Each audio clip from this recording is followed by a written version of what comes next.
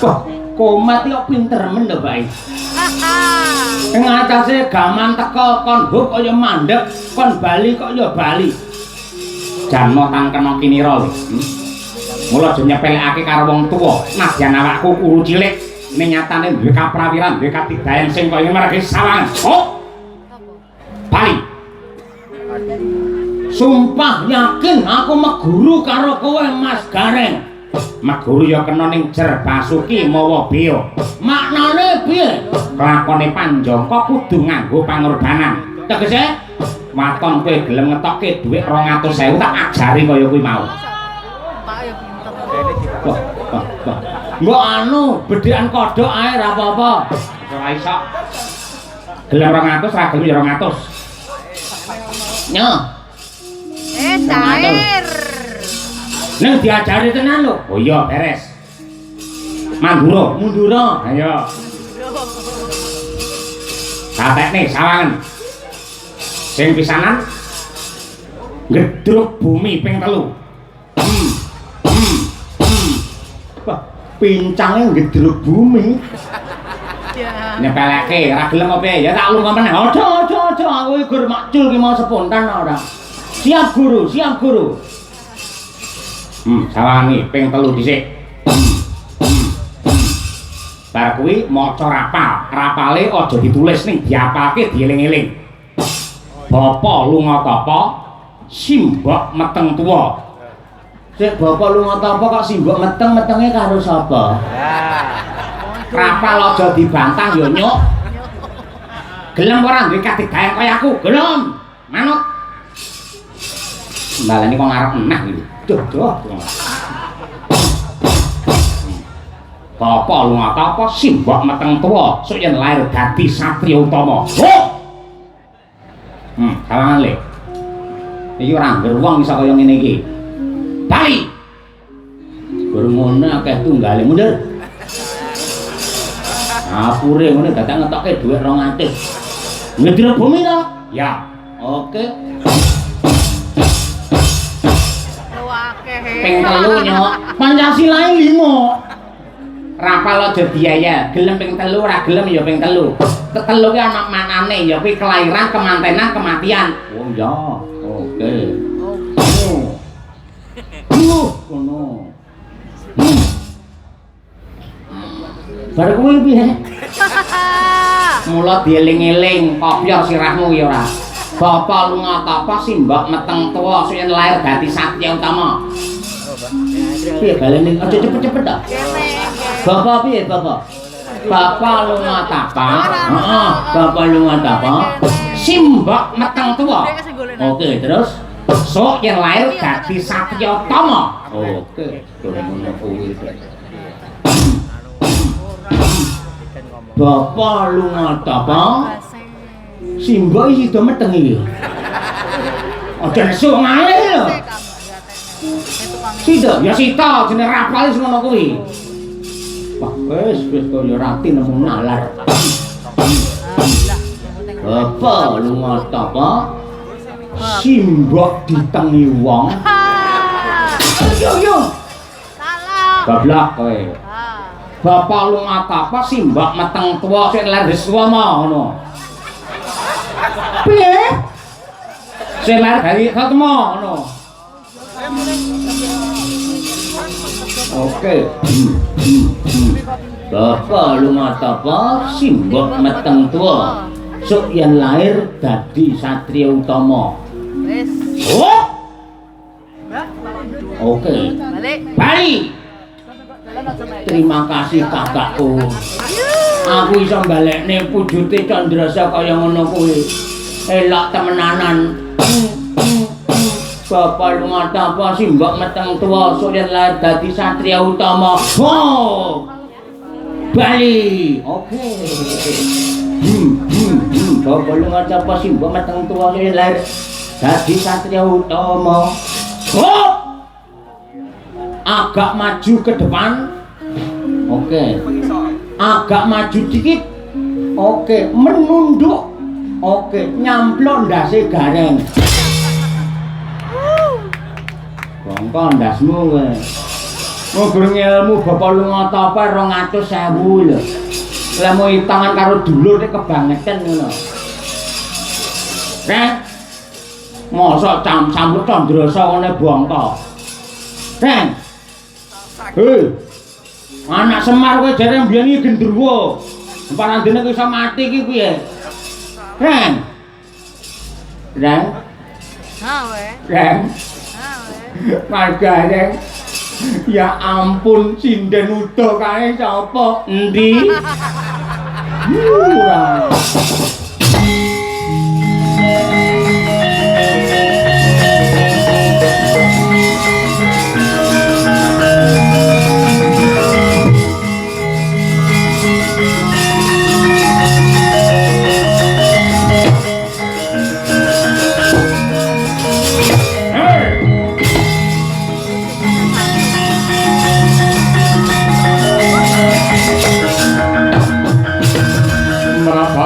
Sruka pranang Bibit waca mlintir kumbala Sukawi ciling sabdo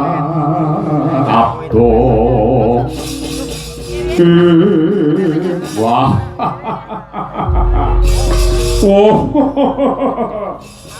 Warasata Kurawa mung ngrembyak kakean cacah ngreda kakean jiwa yen ora satriya Banjar Junut Dursasana sing magut ana palagan ora bakal rampung perkara iki. Kurawa, bongkok ana gamanmu, gulung ana kenderamu. Hanuman Panakawan ramingkat cancang jenggot gembrek-gembrek.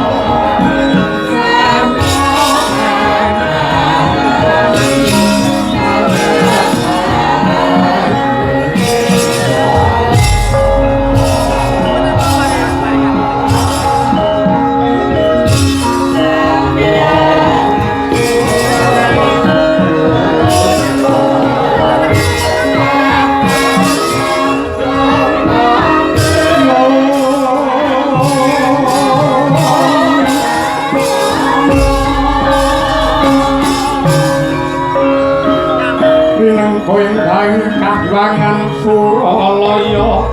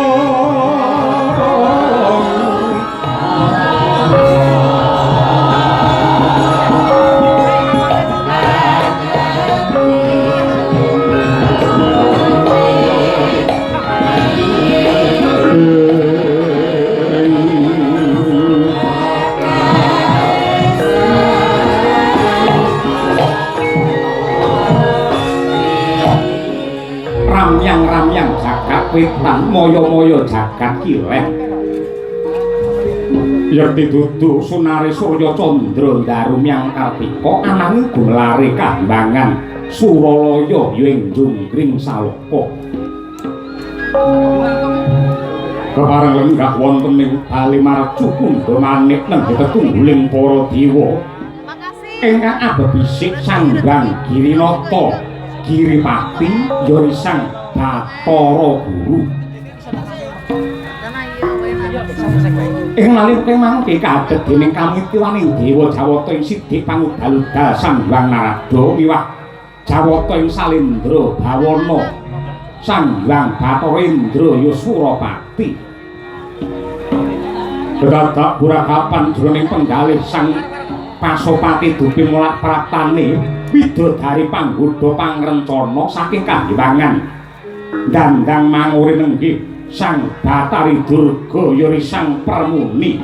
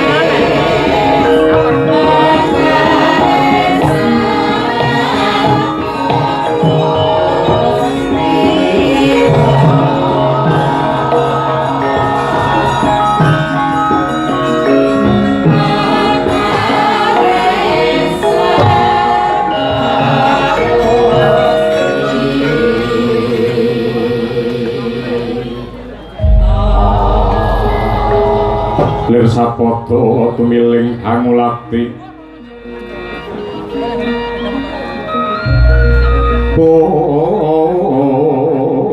Puspita Matmindak kang warni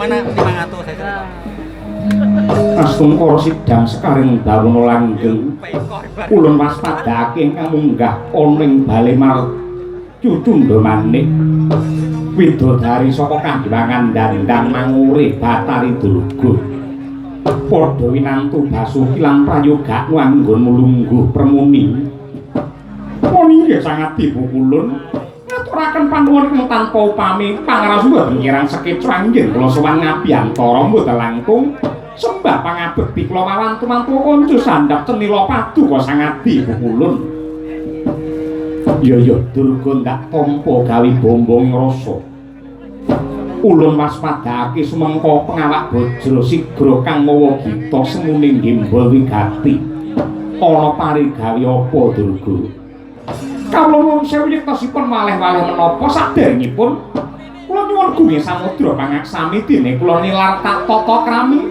sowan wonten ing kahyuwangan tanpa piniji dening Paduka Sang Hyang Girinata.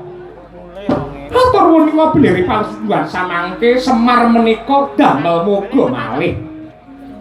Semar menika damel bab ing andalari dumateng anak-anak kula ing kahyuwangan dandang mangore bangsane bergasaan jesetan priprayangan ilu-ilu Banaspati sami mboten kiyat kados kawelagar ingkang dados angganipun kados kobar dening geni murub karana patrapipun Semar anggenipun dinesamake mapan wonten ing Gunung Tidar nganti dumateng para kawula rinten dalu tansah nyambung raos kaliyan Gusti ingkang Maha Kuwaos nindakaken puji dikir kidung suci lan mantra rahayu satemah dadosaken dumateng anak-anak kula menika nemahe katriwandang pukulun. Manut kabar ingkang sampun kula tampi Semar anggenipun makarti kados mekaten menika gumontang ngantos sundul ing tawang kanthi gegayuhan nenggih nedya mbangun kayangan. Patrapipun Semar mbangun kayangan kala wau menawi saking pamanggih kula sami kemawon kaliyan ngilani Pernaja Paduka. Wani kaliyan panguwas Paduka nedya ngesuk dumateng palenggan Paduka Pukulun. Menawi ngantos Semar mboten dipun lereni anggenipun mbangun kayangan menika sami kemawon nyepelekaken dumateng Paduka Sang Adi Pukulun Bathara Guru. Mangan cara kuning angin kukur kraning ngako kura kurnitorak ngakiri-kiri ora bumi prakempita padula mangamba udan dreswar lan lesus sindung riwut magenturan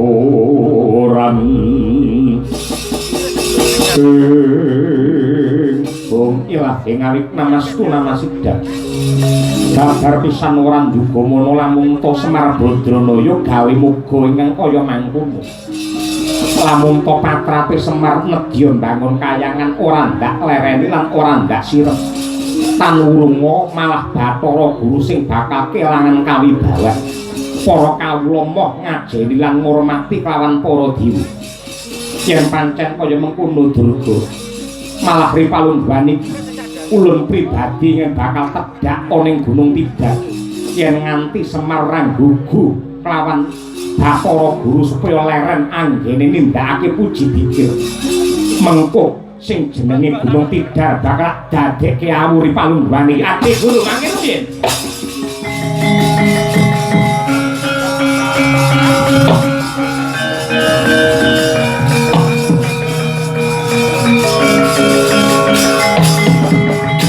Dewa Sukata marang kang koreng perang utane arum-arum ngendanu ngawiyat nak rada ngepalani Jawata Sukamula Nuwun sewu Adi Guru. Badhe kok menawa ingkang roking sudu pangudal-udal menika lemah bengkah nyelo-nyelo nyaru-nyaru wus menika babar pisan boten. Nembak menika kedadipun penggalingen kanthi saestu sampun ngantos Paduka mangke keseluruh wonten dalan ingkang kleru satemah getun keduwung ing tembe wingkingipun. Mangga ta sakmenika kula aturi menggalih. Ing atasipun Kyai Semar Badranaya Kakang Semar menika anganti dumateng para kawula manembah kaliyan Gusti anut wewareng Wida Suci. Parandhenika badhe Paduka pidana menika dasaripun menapa nalaripun kados pundi?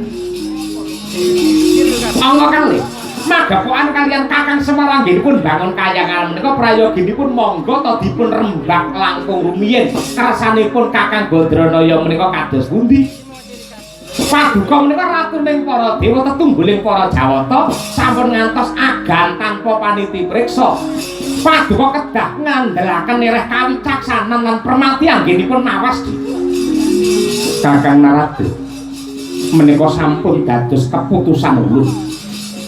Yen ngantos Kakang Narada lan sinten kemawon para dewa badhe wani lan ugi nabrak lawan menapa ingkang dados dawuh ulun nyuwun pangapunten tinimbang nyepet mripat lan ngrimpeti lampah kula prayogi leren kemawon saking golongane para Jawata. Lah iki entek-entekane.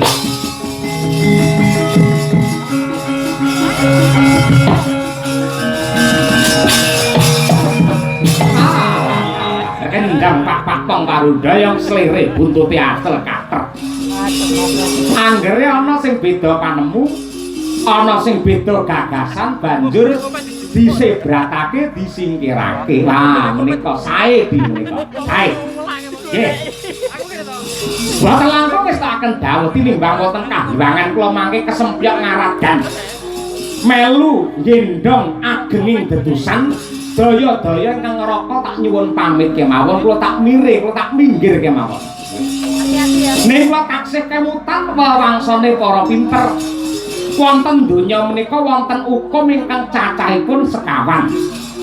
Ingkang sepisan menika hukum kodrat angka kalih, hukum adat angka 3, hukum negara, dene ingkang pungkasan menika hukum karma utawi hukum dharma.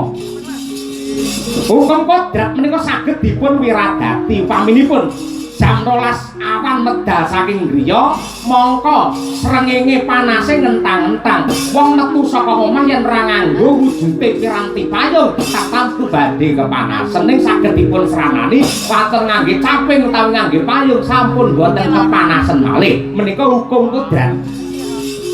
Angka kalih hukum adat menika ugi saged dipun wiradati contoh wonten salah satunggaling desa anggenipun ngawontenaken merti dusun mesti mujuti ingkung kebo kinarya sesaji nang gandeng kebo larang regane mila saged dipun wakili boten kudu kebo tenan ning tuntut gedang menika disikili papat saka pring diweni sungu saka pring niku wis muni kebo danyange ya wis ora protes niku hukum adat. Angka 3 hukum negara utawi hukum Suralaya niku saya gampang dipun wiradati. Merga teng kahiwangan menika hukume lading. Lading yen munggah ketul yen mudhun menika landhep. Tegese hukum mung njiret sarta mbleh dumateng rasane wong cilik. Wis wong cilik omahe ndelik lingguhe dingklik dimari ublik yen geger ketulik dhisik digebuki nganti mendelik niku wong cilik. Ning ingkang pungkasan hukum karma utawi hukum dharma niku hukuming tumindak. Sapa nandur bakal ngunduh utang bakal nyaur sing dandake bakal ngenggo. Mreng antos wonten bebendu tunggak karo Narada melu-melu.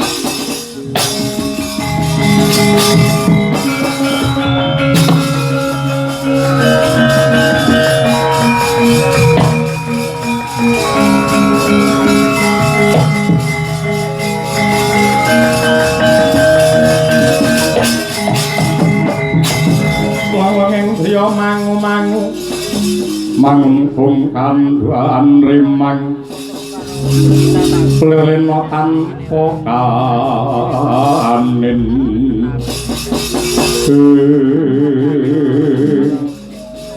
Batari Durga wonten dawuh kula malah kanthi Kakang Narada sumingkir saka kahiwangan wis ora ana ingkang bakal nyandung crimpet laku nanging gandeng lamun to Semar kuwi bakal dipulosara tartamtu momongane para Pandhawa ora bakal trima mula prayogane palungguhan iki andung gawe perkara patine Semar mengko ana tangane Bathara Guru nanging lamun to nemogane para Pandhawa sakukuhe gak pasrahke kelawan jeneng kita Durga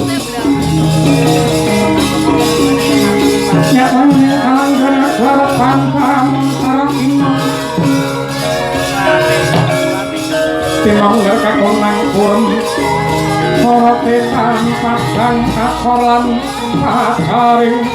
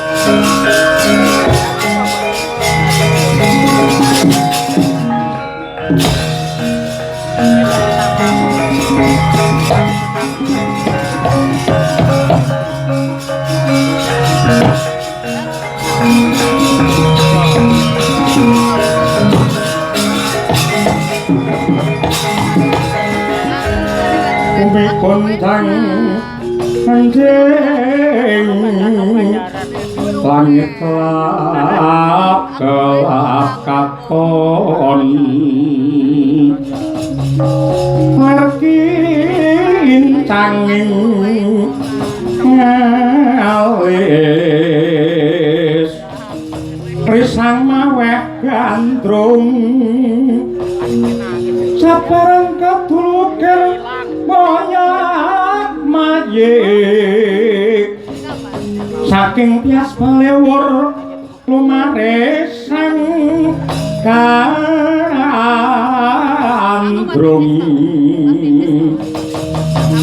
do harisu mitra samaya panreh kabeh sing ing wana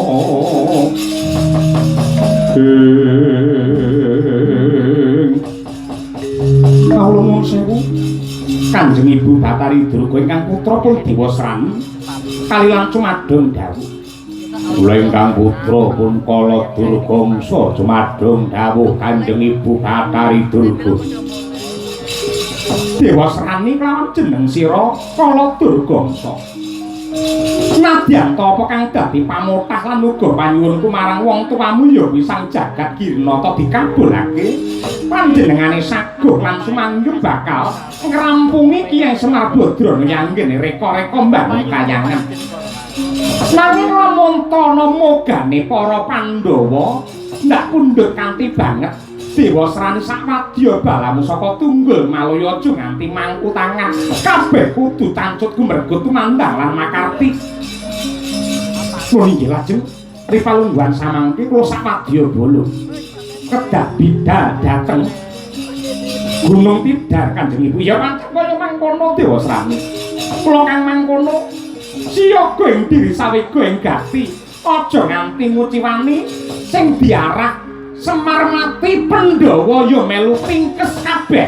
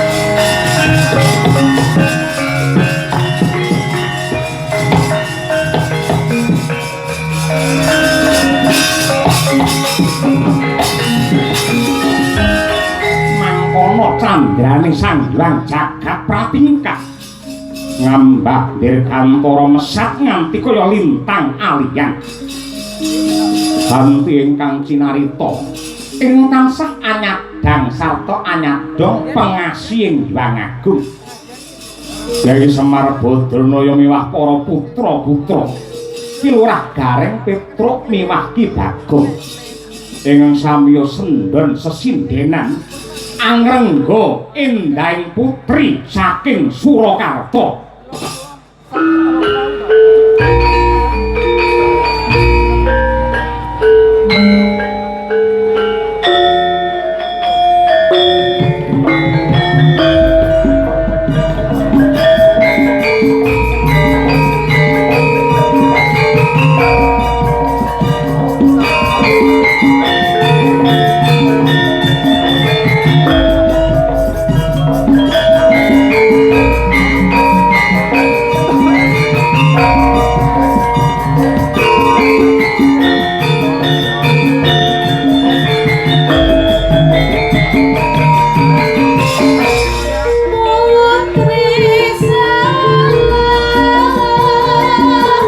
Dasare ngabaranya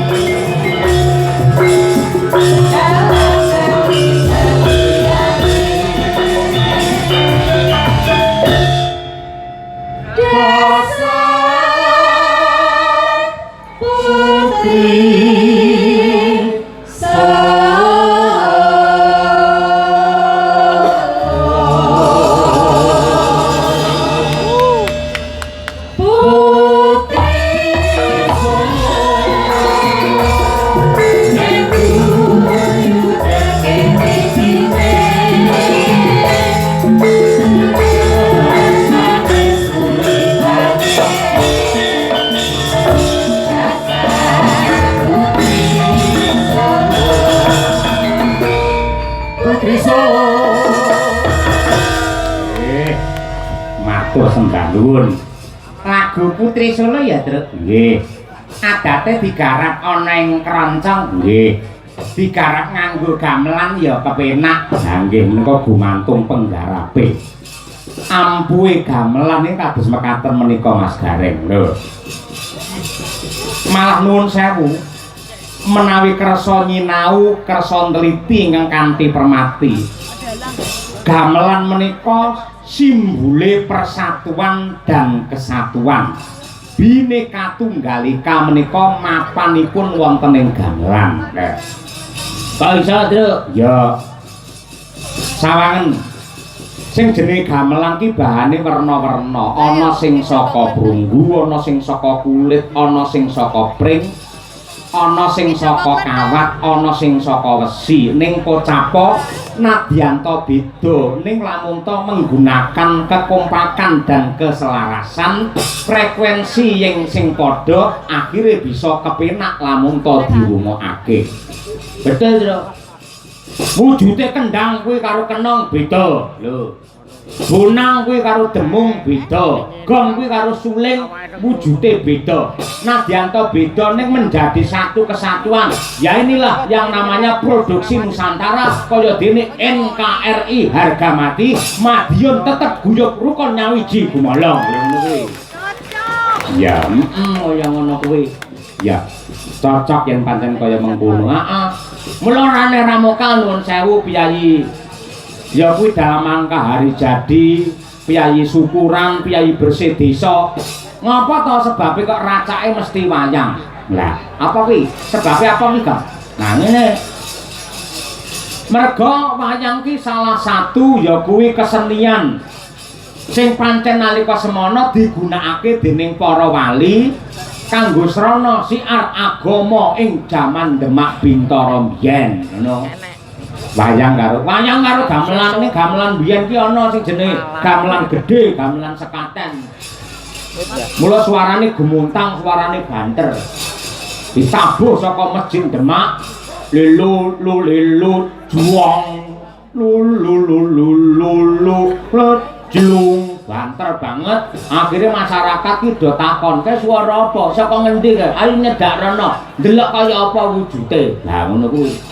Lah bareng tekan apa ki jenenge ngarepan Masjid Demak, oleh para warga masyarakat ki mlebu nonton wayang karo gamelan ning tikete ning karcise ya kuwi kudu maos kalimat syahadat asyhadu alla ilaha illallah wa asyhadu anna muhammadar rasulullah ngono kuwi. Mangka wong yen wis ngucap ngono kuwi tegese mlebu agama Islam. Oh, kaya ngono isi area agama. Heeh. Lah bar kuwi digelar wayang biyen ki ora mung cerita Mahabharata karo Ramayana, ning para wali ngripta lakon-lakon anyar sing kebak piwulang. Contone kaya lakon Dewa Ruci, lakon Bima Suci, Petruk dadi ratu lan lakon liya-liyane. Oh ngono. Heeh, kaya ngono kuwi. Mula raneh Ramokal ya merga saka gedene jasa-jasane wujude gamelan karo wayang ora aneh Ramokal nganti Ripalungguhan iki sih ditresnani karo piyayi kathah. Ning sosok ana lho Gong sing ngarani jare wayang ki haram, wayang ki musyrik, wayang ki sirik merga ora dituntunake karo agama. Lho, lek ngarani wayang musyrik sirik ki sirike nggen ngendi, musyrike nggen ngendi, harame nggen ngendi kudu diteliti dhisik, disinau dhisik. Upamane aja nanggap gong ki marai haram. Iya, gong kuwi mengko kok perunggu, yen kok kletak, kok pangan haram tenan. Ya, ngono kuwi. Nek kok rungokke iso malah nambani rasa men tentrem, mulya atine, mulya batine, ngono kuwi.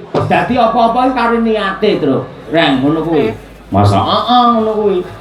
Padha karo awake dhewe pengajian ngriyen niate nggatekke piwulange ustaz. Insyaallah gelem nindakake awake dhewe bakal diparingi bejo donya bejo akhirat, slamet donya slamet akhir. Ngono kuwi. Nek butuhe awake pengajian ki arep golek seranda, arep dadi copet. Iki engko pengajiane ya ora nek apa-apane, ora entuk ganjaran apa-apa, malah dadi dosa ngono. Oh ngono. Padha karo piyayi mirsani wayang, yen nonton wayang gatekke crita, gatekke lakon, gatekke wejangan, insyaallah ora ana harame. Sing marai haram ki niate nonton wayang kleru, ora gatekke wejangan, ora gatekke nasihate dalang, ning teko kene butuhe mung arep mentelengi sinden. Lah kuwi kuwi niat sing kleru. Ya, Ngono kuwi. Nek ya sinden dijejer kaya ngene butuhe lah ya disawang. Iya disawang. Nek kudu dibarengi karo rasa syukur. Ya Allah, paduka menciptakan wujude waranggana ingkang cantik, mluraken dumateng kabudayan satemah Krenggo, endahing adicara hari jadi Kabupaten Madiun yang ke-458. Lah ngono kuwi. Ya, dibarengi karo syukur ya le. Nggih, karo syukur kaya dadine apik.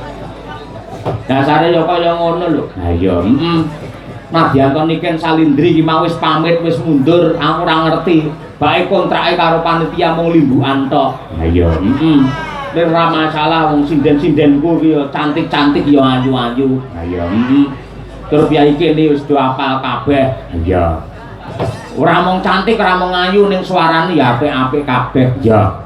Wiwit saking mriki piyambak menika Mbak Nimas Ayu Winong Nawangsih menika saking Tulungagung, mahasiswi wonten ing UNS Surakarta. Lho menika.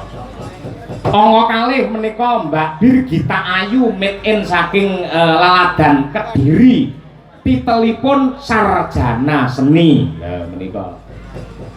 Angka 3 menika Mbak Dian Munasiroh sarjana seni magister seni asli saking Laladan Bule Pilang Kenceng Kabupaten Madiun. Madiun. Sindene ngangge titel magister barang. Ya no, aja disepelake. Ora Mbak magister kaya ngene opor bebek cukup awake dhewek. Anggone kuliah ki ora ngrepoti wong tuwa, ning golek raga dhewe lumantar nyinden turut tarut kaya ngene iki. Nah, ngono lho. Ini nggih pengumuman kangge Bapak Ibu ing Laladan Madiun, menawi kagungan putri anak wedok kok duwe swara apik, monggo dipun sekolahke nyinden, dipun latih nyinden. Ngono, heeh. Dadi sinden ki cucuk apa kurup to. Ha iya, heeh, ngono kuwi. Ngene iki. Ngene iki sewengi rumah samu bayarane pira? Ha iya, Terus saiki dalang siji minimal sindene iki 5, 6, 7 kaya ngono kuwi. Ha iya. Mula ya ora nek leren